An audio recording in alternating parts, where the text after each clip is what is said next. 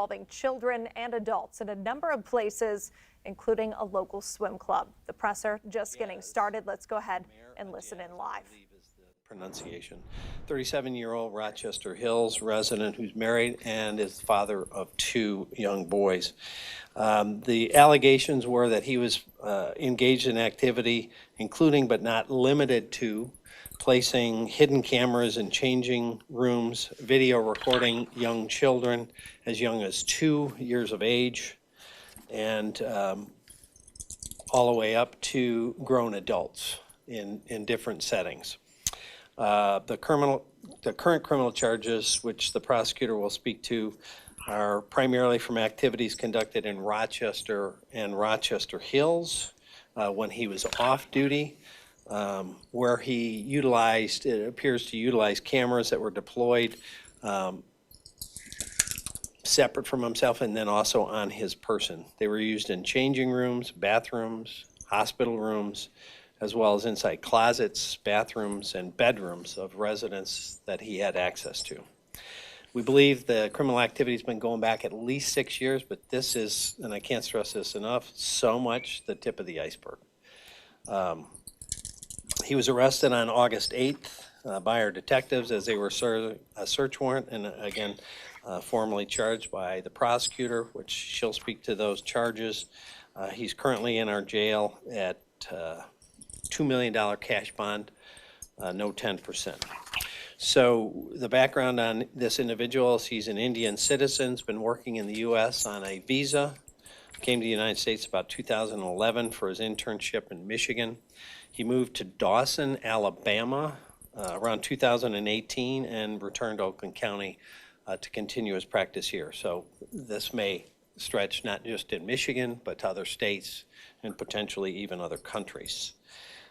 He has worked at Ascension Genesis Hospital in Grand Blanc and Henry Ford Macomb Hospital in Clinton Township, but we're still trying to determine where else he may have worked. He was apparently an individual, a contracted physician that went 2 different locations for a company rather than having his own specific practice. So we still don't know the scope of how many facilities or venues he may have visited in that regard. It's obviously, as I said, very active investigation. It's in its infancy. We've already done a great number of search warrants. We've confiscated at this point 6 computers, 4 cellular phones, 15 external storage devices, and just one of the hard drives has 13,000 videos.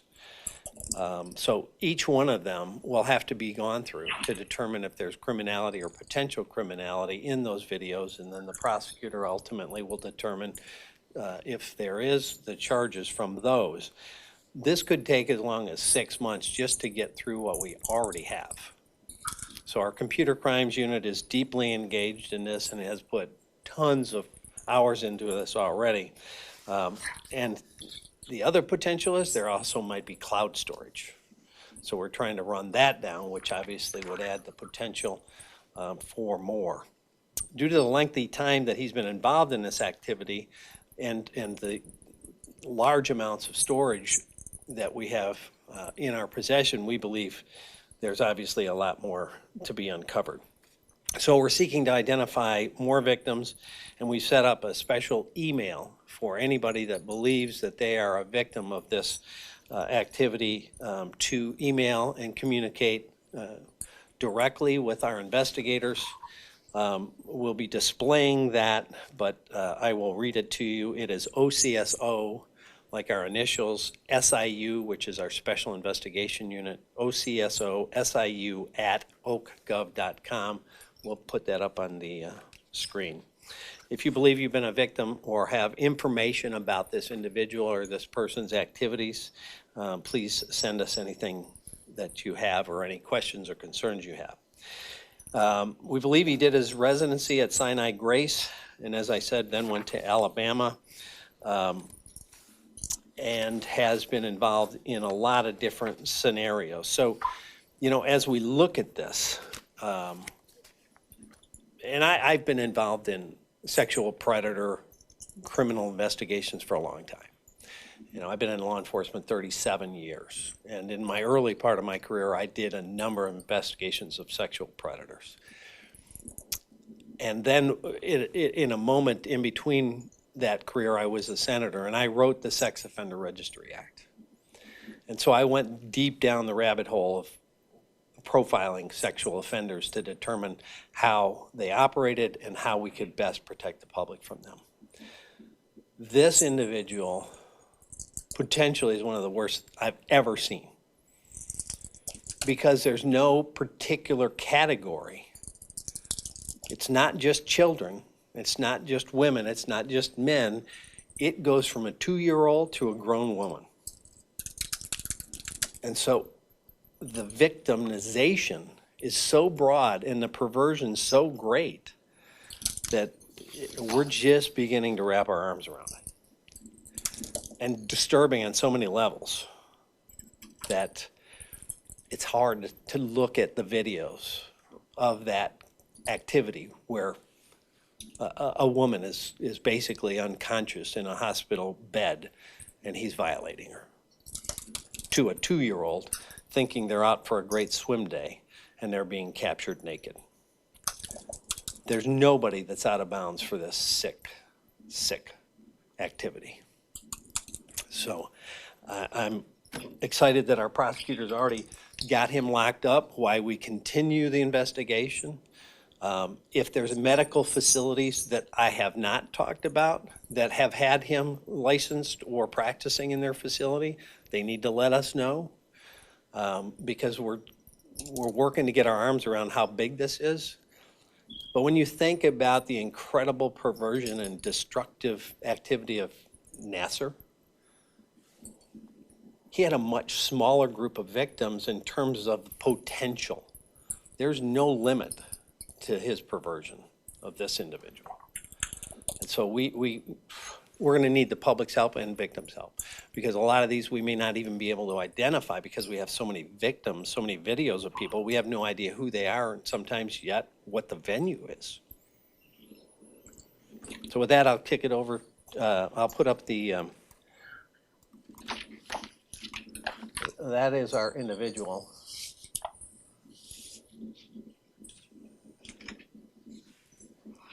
I'll let you capture that, and then I'll put up the email address and I'll kick it over to our prosecutor.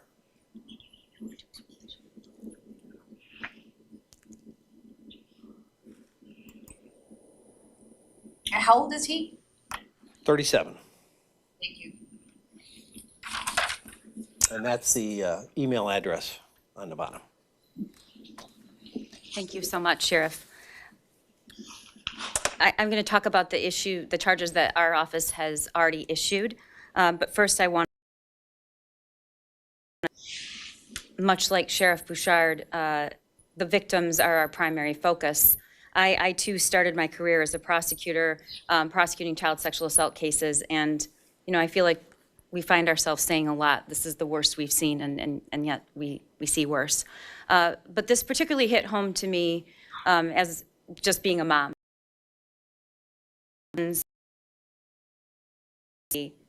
Mom bringing her young children to a swim school and taking them into a changing room and getting them changed.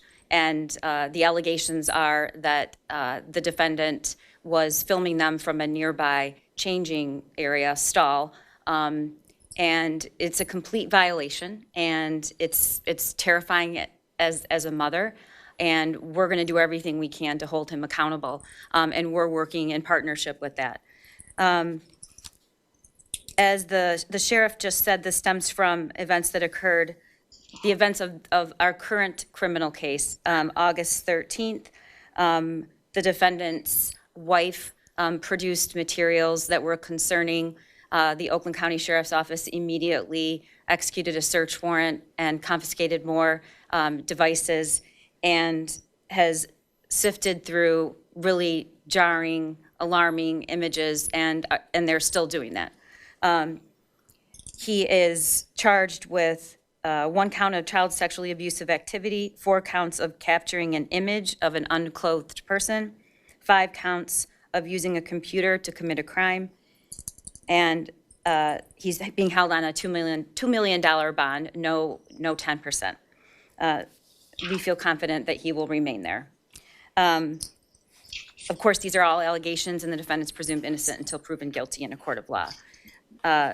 As the sheriff said, it's extremely disturbing. These videos were taken, these images, some of them in a swim school in Rochester, where moms and kids were just there for their swimming lessons and changing in a changing area. And those are just the charges we've brought so far that relate to the victims that we can identify. As the sheriff said, we fully expect and actually know that there are thousands and thousands of images and videos that we will have to work, law enforcement in partnership with others, to identify who those victims are. And those are all being investigated. I also want to say that this is, there are so many victims that we know about and a lot we don't know about. But this individual preyed not just on parents and community members and trusts, but also in our well-respected institutions and hospitals, who I do want to point out have been very cooperative and are working to see those victims identified and want very much to work with law enforcement to hold him accountable.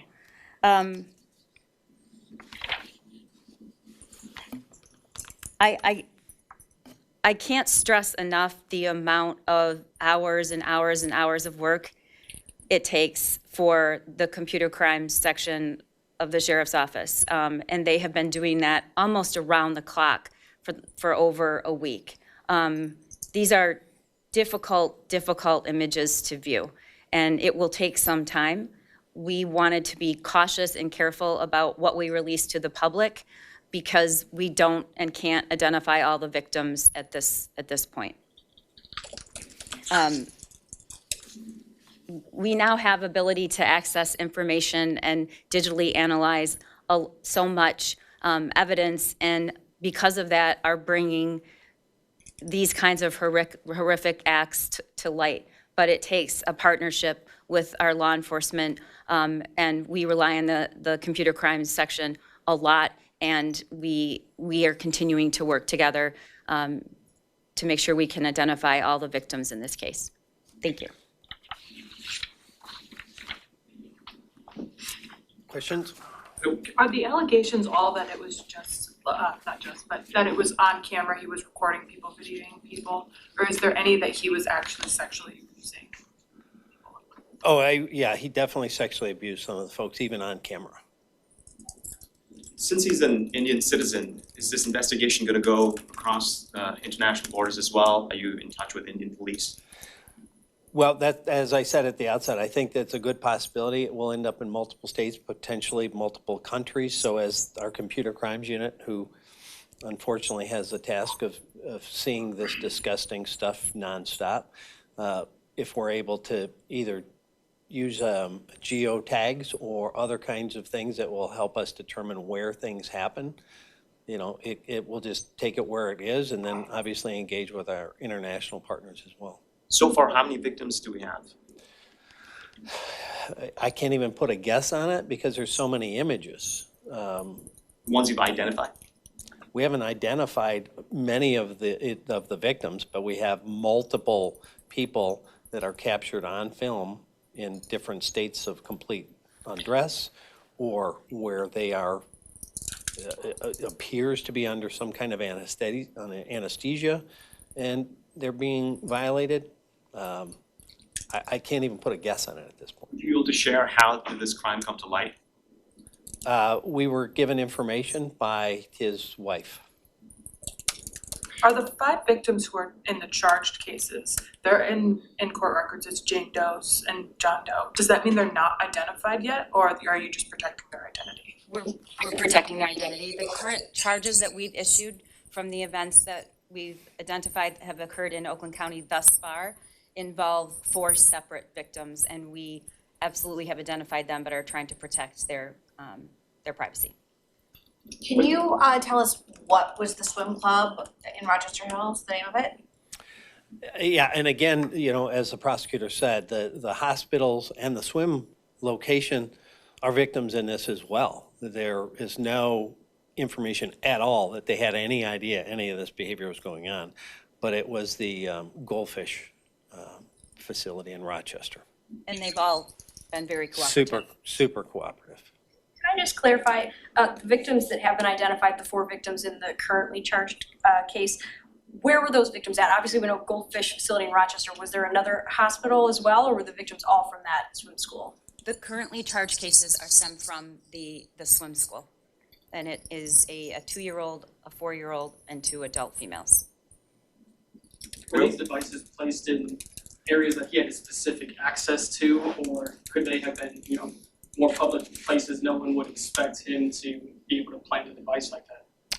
Yeah, it looks like he's potentially using a variety of camera options, including something that may have been accessible, maybe even controlled by a device, and some things may have been just his cell phone. I mean, that's still a work in progress, but it looks like, again, there's sometimes opportunistic moments when he does it, and other times where it looks like he has intentionally planned the moment.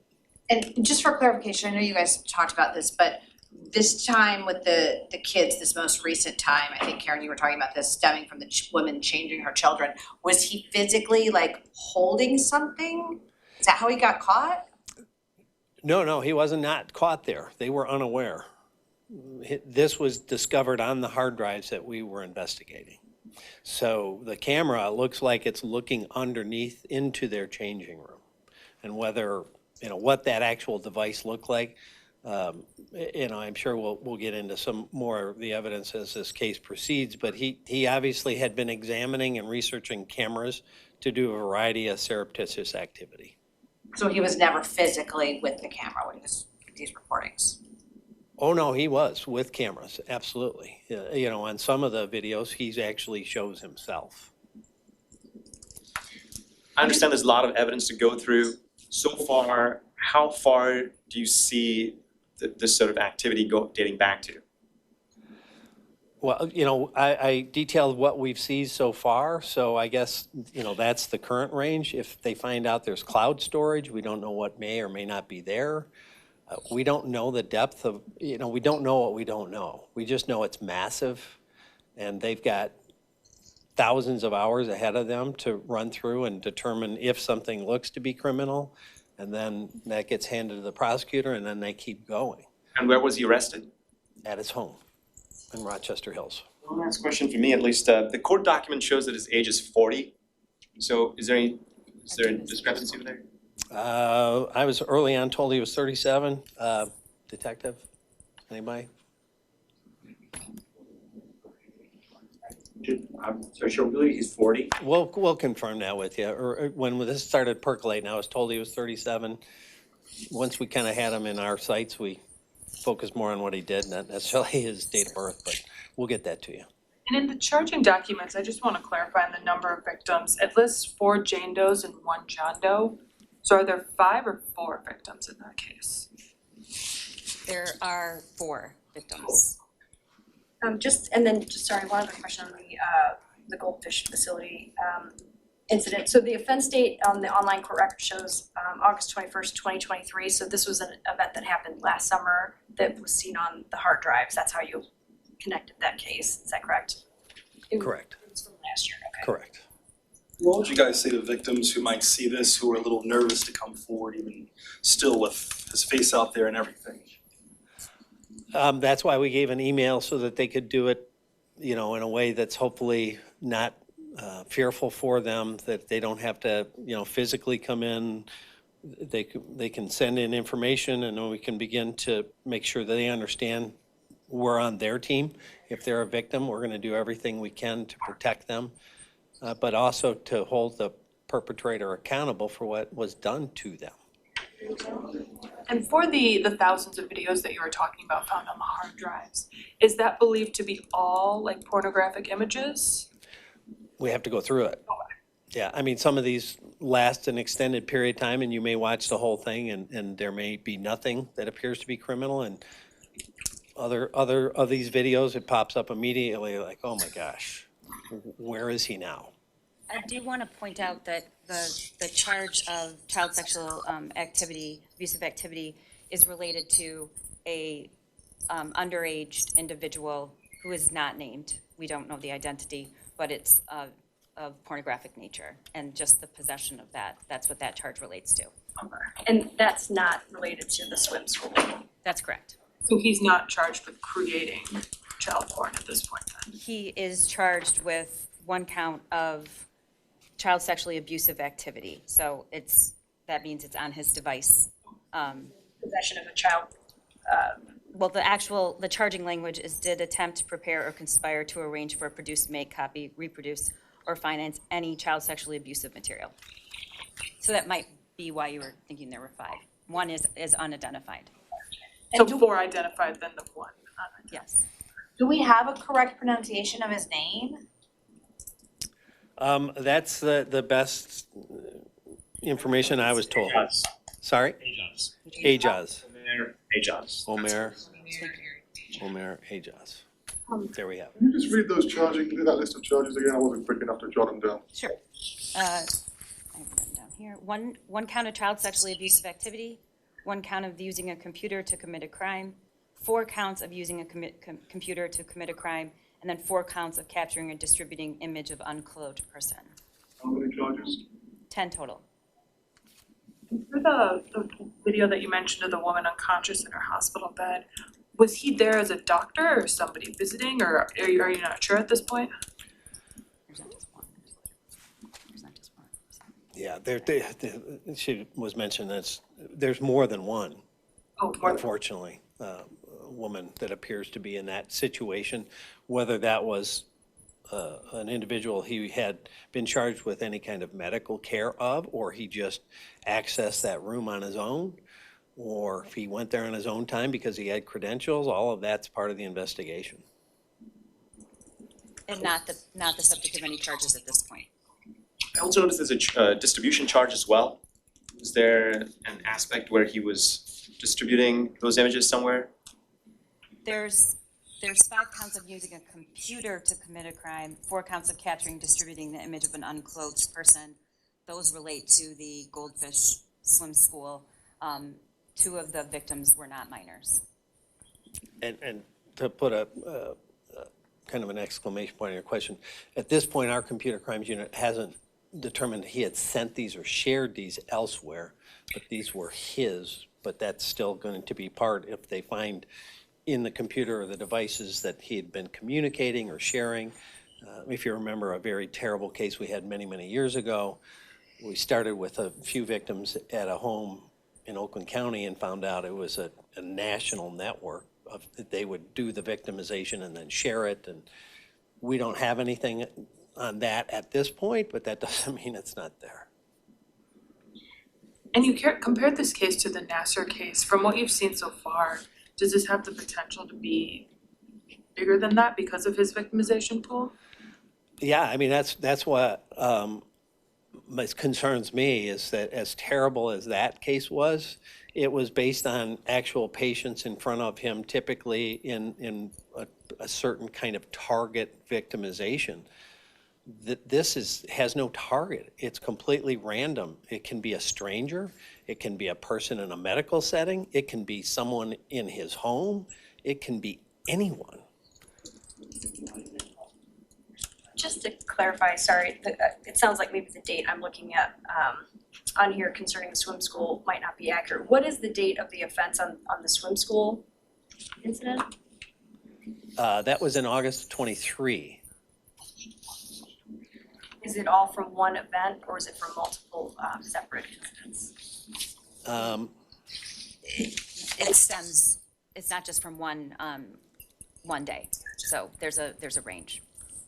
Does he have a medical speciality? He's an internist. So what hospital, I mean, you said Henry Ford McCall, is that who he's been in most recently? And no, I also said another one. Those are the 2 that we're distinctly aware of. Henry Ford Macomb and Ascension Genesis. But, you know, there's the potential for him to have been elsewhere, and that's still, as I said, if any other medical facilities had him credentialed or any other victim is aware of him being in another facility, we would like that information. And there's nothing public on Lara about a history of issues with his license. Are you aware of anything? We have no criminal history on him or any other complaints prior to us getting tapped into this early this month. Is there anything people can do to make sure that this doesn't happen to them? I mean, if they're going into, you know, a public facility like a swim school or even a hospital, you know, what can you do to prevent this? Yeah, and that's probably one of the most disturbing parts is it's so unsettling because it's so random and it's so prolific in different venues. So, you know, you don't think about certain things, and you know, we in law enforcement think about the worst thing all the time. We're always looking. But, you know, I hate to tell people, but when they go into a changing room, you're going to have to be aware. We know that. We've seen that in people that put cameras in hotel rooms and left them, and they've done a variety of things. It's one of those things where you just never know. You should be situationally aware is what we tell people. Certainly, you know, if the changing room, like in some situations are, like if you go to a department store, sometimes the changing room doors are almost like bathroom stalls. They don't go to the floor. Lots of times we'll see individuals using that at the top or the bottom, you know, because it's not a wall all the way to the ceiling. You know, there's a variety of ways that this is accomplished. Just try to be situationally aware. But we hate to make people paranoid, but unfortunately we've got some very sick people in this world. So that's one of the things we were actually chatting about in the medical setting. Obviously, if you can, have somebody with you as your loved one when you're undergoing any medical procedures and when you're, you know, coming out of those procedures, if at all possible, to have somebody with you. You know, because, again, the hospitals have been super cooperative and they're super unaware of all this. But because of his access and credentials, he could move pretty fluidly into some of these different situations. Are you working with other law enforcement agencies? We've already advised the different police agencies in the communities we're aware of what we're working on. There's going to be a meeting in the near future with detectives from those agencies. And as this, you know, spins out, if it gets a lot bigger, you know, we may have to create a task force at some point, potentially, because it may be, as I said, you know, something that grows exponentially depending on what they find and see. Can you say what those agencies are that you're working with right now? Well, the two venues that you have, obviously, is you got Genesee and Macomb. So the Clinton Township and Grand Blanc Township are two of the agencies where those were the venues of stuff we've at least identified. We've already communicated with Rochester City Police, but that's within Oakland County, but they're also looped in on this as well. So this isn't just a case of him setting up cameras, getting his videos, and you've actually got a video of him assaulting people. Is that what I'm getting? Yes, yes. It goes beyond just capturing video. There's physical, assaultive, criminal conduct. How did he get access to the swimming pool? Did he use his kids to be able to get in, or? That's still under investigation. Yes, they have kids. Yes, they've been there on those days in question. We don't know whether, you know, his kids were there. That's still part of a work in progress. I wouldn't put it past them, you know, given what we've seen, to utilize, you know, children to put himself in a position to victimize other people. Again, going back to that one case, that individual had young kids, I think about 6 years old, and invited other kids over for play days and then victimized those kids. So, you know, when you get somebody with a very sick predatory predilection, they utilize their access to get other victims. That's not him you were just talking about, right? That was... You know, I said that earlier case. So that, you know, to the question of how did he access certain areas where there were kids, we're not sure at this point whether he went in there with his kids to get into that location to be able to do that, or whether he was able to get in alone. But you did say in the press release that, or bulletin, that this happened in the swim club, hospital, and then also you said in his home, correct? Yes. So can you elaborate on that? Use of the cameras, use of other things, we're just, again, scratching the surface, but based on that evidence that they've seen, they've been able to identify some of this occurred in private homes, including his. What happened in his own home, if you're able to talk about that? Capturing images of people when they were not aware. Like Yeah. wife and, Beyond that. Just to be clear, these are explicit images of people, it's not just like capturing images of folks, it's like he's capturing. Right, not just taking a picture of someone having a cup of coffee, taking pictures while they're in the bathroom naked, as an example. and how many kids did you say this guy had? Sorry? How many kids did you say he had? 2. 2. Are we able to talk about the gender? About what? Gender of the 2 kids? 2 young boys. If you could get the clarification on its age, that would be helpful to all of Yep, us. we'll get that, if somebody can check his booking, we'll get that right now. 40. He's 40. Okay, thank you very much. Thank you. Thank you. Thank you.